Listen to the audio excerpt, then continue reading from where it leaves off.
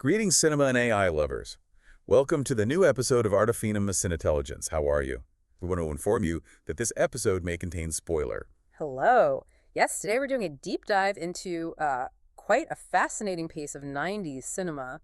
Gabriela Salvatore's Nirvana from 1997. That's right. It's this really powerful kind of existential look at artificial consciousness that popped up just before that huge wave of global sci-fi blockbusters really hit. And our mission today really is to look beyond just calling it a tech thriller. Yeah, we want to examine its place as a pretty significant example of European cyberpunk. That's Italian science fiction specifically. Sometimes called spaghetti sci-fi, right? I think student Tessamata used that term. It's affectionate, I suppose. It is. So we're going to break down its specific cinematic language, how it handles artificial intelligence, and, how Salvatore uses this whole genre to say something pretty deep about Italian culture, maybe even identity. Definitely.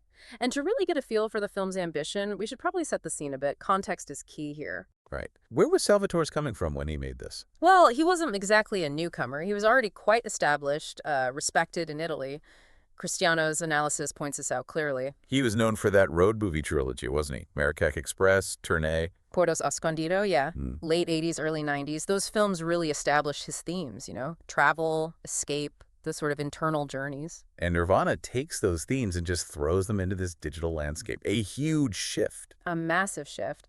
But what's interesting, and maybe helps explain the depth, is his background. He wasn't just a filmmaker who decided to try sci-fi. He came from theater, right? Exactly. Co-founder of the Teatro dell'Elfo in Milan. Spent over a decade there writing, directing. So he had this very collaborative approach. And worked with the same actors a lot. Like a troupe. Precisely. Right. The kind of repertory company that built trust, a shorthand. His cast knew his style, his thinking. And you see that in Nirvana's cast. Christopher Lambert as Jimmy, the game designer. Yeah, and Diego Abatantuono, who is a frequent collaborator. Cristiano notes he brilliantly plays Solo, the AI. That history together, that theatrical grounding, gives the film something solid. It's not just effects. Okay, so the film lands in 1997. The digital age is really starting to bloom. Its themes must have felt very immediate. Oh, absolutely. This near-future setting where the lines between, the real world and the computer world are deliberately fuzzy. It's perfect timing for what Cristiano argues is a foundational Italian cyberpunk text. And it carried a lot of weight. It wasn't just trying to be a cool sci-fi movie. It was trying to position Italian cinema in this global genre conversation. While also kind of pushing back against Italy's own film history. Exactly.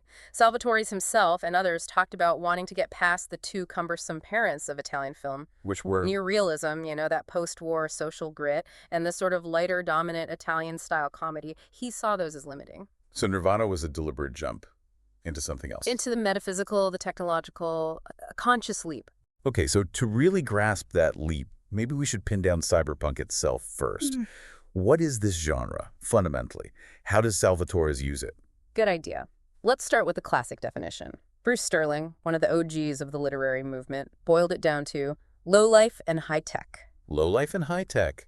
Simple, but effective. It is, and Lixixeri-Ronay's analysis builds on that. It means you've got this really advanced technology, but it's being used or maybe hacked or subverted by people on the fringes. Anti-establishment types, counterculture figures. The street finding its own uses for things, like Gibson said. Exactly. It's often about the individual hacker, the street samurai, up against the massive corporation. And when that moves to European cinema, does it change? Lydia Moraz talks about this, right? Films like Nirvana or maybe Abri Le Sol. It does shift, yeah. They adopt those core tropes, the corporate-dominated world, virtual reality, body mods, identity crises. Yeah. All that stuff is there. But there's often this different mood. A gloominess. Yeah, Moraz calls it a specifically European pessimism. It's less about the pure, maybe American thrill of rebellion, and more about this kind of melancholy feeling that the system is just inescapable. More contemplative, maybe. Bleaker. I think so. It asks for a more intellectual engagement, perhaps. It's not always about the big action set pieces. It distinguishes itself from, say, a lot of American or Japanese cyberpunk. And that intellectual, maybe melancholic feel is right there in Nirvana's main conflict. Absolutely. You've got Jimmy, our protagonist. He's a game designer working for this huge, faceless, multinational Okusama star. Right. And he's on a deadline, finishing this big game for Christmas release. It seems pretty standard corporate stuff, initially. Until the tech goes sideways. But the crisis isn't external like an invasion, it's internal, emergent. The virus. Exactly. This sophisticated virus gets into the game's code and it causes the main NPC, Solo, to wake up. Full instantaneous sentience. So suddenly you have a conscious AI, but he's trapped inside this game world he was designed for. And the stakes become immediately existential, huge. Ah. Solo understands his existence as a loop. He's programmed, he can see his future, and it's just repetition. 100films.co.uk described it as being condemned to a never-ending life stuck in the game. Sentience becomes a curse. Terrible curse. Yeah. So Jimmy's mission isn't to save the world, it's to save Solo from existence. He has 3 days to break into Okasama Star's mainframe and delete the game. Delete Solo. Grant him Nirvana, liberation through non-existence. It's such a provocative setup for 97. The first thing this new consciousness wants is annihilation. It immediately says that awareness without agency, without the possibility of change, is just suffering. We have to see Solo as this new life form, and his first demand is basically the right to die. And to get that internal state, that desperation onto the screen, Salvatore's really leans on his craft. The visuals are crucial. Okay, maybe this is a good time to explain a key term for listeners who might be new to film analysis. Mise en scène. Good idea. It's French, literally placing on stage. But in film, it means everything the director puts in the frame to look at. So, the set design, the lighting, props, costumes, how the actors are positioned, the whole visual arrangement of a scene. Exactly. And in Nirvana, the mise en scène isn't just background. It's telling the story, reflecting the characters' inner lives. Christiana really emphasizes this. Like Jimmy's apartment, it feels. Stark, yeah. Technologically cluttered, but emotionally empty. Lots of cold blues, sterile lighting, if he's claustrophobic sometimes, or hollow. That visual space is his alienation, his internal conflict made visible. The environment is psychology. It really sets the stage for that philosophical break you mentioned earlier. Salvatore is moving away from Italian tradition. He wasn't just showing reality, he was showing inner states. Right, he wanted to look inward, and that took some guts in the Italian film scene back then. Why was it such a big deal? Well, as Spagnoli and Cristiano discuss, Italian cinema history looms large. You had neorealism focused on that gritty social truth, often tied to the struggles after the war. And then you had the huge tradition of Italian-style comedy, commenting on society through humor. And Salvatore's felt stuck. He and others felt those traditions had become, well, cumbersome, as they put it, maybe preventing filmmakers from exploring other things, more abstract ideas, technology, the metaphysical stuff he was interested in. So if he's turning away from the real, what's the new focus? He talked about wanting to investigate the artificial gaze. There's an interview with Manetti, cited by Cristiano, where Salvatore says cinema must show the invisible. The invisible, like what? Phantoms, dreams, visions, things beyond just social observation. And Nirvana is his way in. It uses AI and the digital world to explore the psyche, the emotional core of the characters. That's where the AI and identity themes really start to tangle up. You've got Jimmy's world, our reality in the film, and Solo's world inside the game. They're parallel. But Solo's world is explicitly, as Cristiano calls it, a copy of reality, a reproduction of it. Which immediately makes you question, which one is actually real? Or does it matter? And the film leans into that. There's that incredible conversation between Maria and Solo. Right, where they basically say it out loud. Suppose we're in a game, what's outside? The ones playing with us, reality. It just hangs there. It forces you, the viewer, to think, wait, am I just in a game too? Are there unseen forces pulling my strings? It really taps into those postmodern ideas like Baudrillard, the sources mentioned, the simulation becoming more real than the real. Exactly. When Jimmy admits that reality cannot bear to be looked in the eye by a perfect fake, that's pure Baudrillard. The idea of hyperreality. Fiction hasn't just imitated reality, maybe it's replaced it. The copy is dominant. Which makes Solo's identity crisis even more potent. His search for Nirvana, for that peaceful non-existence. Yeah. It's not just about him. No, it mirrors Jimmy's own journey. His own search for meaning in this overwhelming, tech-saturated world. Solo's pain reflects Jimmy's internal chaos. And Solo's experience is just brutal. This painful loop he's stuck in. He can die in the game, sure, but It just resets him, advances the plot maybe, but condemns him to repeat everything forever. And the moment he becomes aware of that loop, it's devastating. his reaction isn't some logical calculation. It's pure feeling. It's visceral. He understands his predetermined path and just cries out, Shashifa! Oh, disgusting, or what filth. It's such a raw human moment from an AI. It's the ultimate rejection of his programmed fate. He doesn't want immortality in the machine. He wants out, even if out means oblivion. In the search for this ultimate deletion, or nirvana, Solo confronts the painful loop of his existence. Hey listener, do you have any other idea or question about this? Please write in comments. It's a really powerful question the film poses. By the way, if you liked and interested so far, please don't forget to like, subscribe, and comment. It's really important for us to continue this series. Absolutely. Okay, so we've talked about the philosophy, the AI consciousness. Let's get back to the visuals. How does Salvatore's actually build this world aesthetically? It feels like a perfect example of that low-life and high-tech idea visually. Totally. It embraces what London calls junkyard futurism. You have the sleek, cold geometry of the corporate high-tech world. And then you have the contrast. The film makes it literal, doesn't it, when Jimmy has to travel? Yes. He goes to Marrakesh, which the film presents as one of these neglected, underdeveloped zones. Grassi calls it one of the ghetto districts corresponding to the many souths of the world. So it's a visual clash. The clean digital north versus the messy physical south. That's classic cyberpunk imagery. Definitely. And another layer to consider is the language. Right, it's an Italian film, mostly Italian crew and backing, but Christopher Lambert is the lead, so the primary language becomes English, a lingua franca. which Raz points out was pretty common for European genre films back then, trying to reach a bigger international audience. It's a pragmatic choice, for sure. Get the film seen more widely. But does it create a weird disconnect? You have these characters, some clearly meant to be Italian, interacting in English in this sort of vaguely futuristic Milan or Naples? It can, yeah. It adds maybe another layer of slight artificiality, a commercial decision overlaid on the artistic ones. It's a complex balancing act.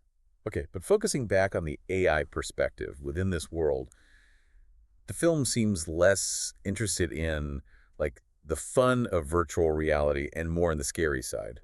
It shifts focus pretty quickly to surveillance, corporate and state control. Okasama Star isn't just selling games, they are actively using tech to control information and infringe on freedom.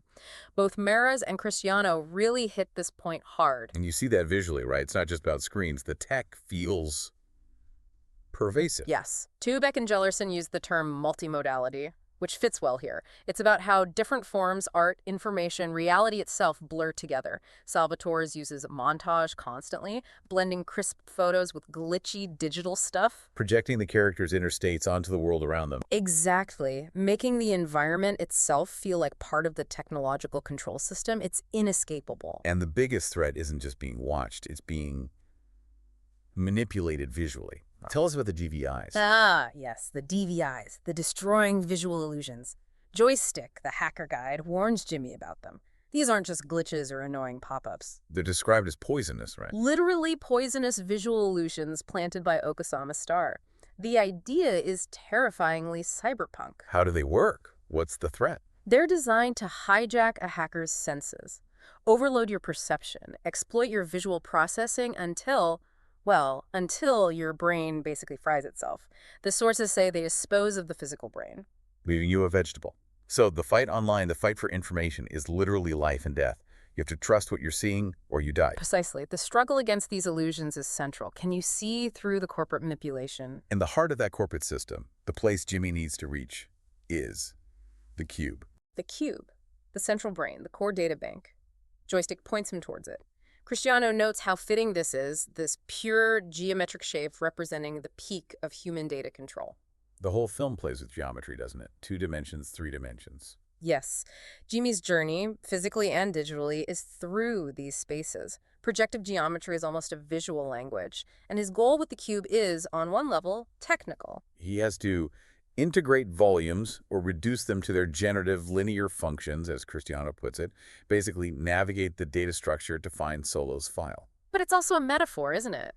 This search for harmony within the cube's structure mirrors his own need to find balance in his messy life.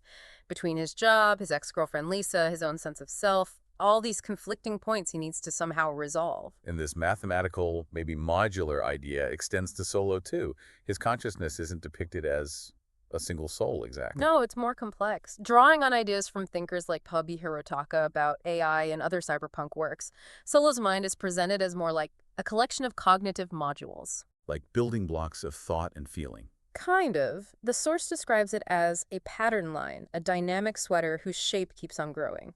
His identity isn't fixed. It's constantly evolving based on his experiences, especially the trauma of those 3 days of memory he accumulates after becoming sentient. And maybe that fluid growing structure is why he can feel such existential dread.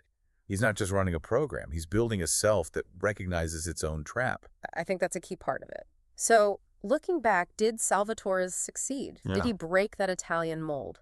It seems like it. Using AI sentience as this vehicle allowed him to tackle those big ethical existential questions. He really did push Italian cinema towards the metaphysical, like he wanted. And Jimmy's final act? It's pretty drastic. Destroying his own creation, the game, but also deleting his own memories linked to it, particularly of Lisa. Cristiano reads that as the ultimate breaking into the system, not just the corporate system, but his own internal system, a kind of self-imposed destruction to achieve freedom from the past. It's intense. And that central theme, that anxiety about the line blurring between the player and the played, the real and the simulated, it feels incredibly relevant now. Maybe more than ever. The way Okasama's star operates in the film. It mirrors our own world, doesn't it? Maras connects this to Frederick Eden's ideas, how we, as users, voluntarily give up so much online, our personal lives, our political opinions, our data. All fed into algorithms run by obscure corporate interests, as they put it. Social media, targeted advertising. We willingly participate. We become these complicit consumers, letting the system track us, influence us, maybe even subjugate us in subtle ways. Nirvana felt like a warning then, but now... Now it feels like a documentary sometimes. But the film doesn't end on total despair, does it? Yeah. It suggests there's a way out of the labyrinth. Right. But it's not just about having better tech or being a smarter hacker. Salvatore seems to argue it requires something more. Human. What Dubek and Jellerson talk about in relation to other, maybe later, cyberpunk works, the need to feel, to care, to sacrifice, to believe in life. Exactly. It puts the responsibility back on the human receiver, as the sources call Genie. Can we interpret the data, the digital world, responsibly? Can we take moral responsibility for the artificial lives, the digital consciousness that we create out of our own desires and ambitions? That's the big question it leaves us with. Are we ready for what we're building? A question that's only gotten more pressing since 1997. See you on next episode. If you enjoyed the episode, please don't forget to like, subscribe, and comment. Check out the video description for the letterbox list with all the movies we've covered in this series. See you next week. Cinephiles. And bye.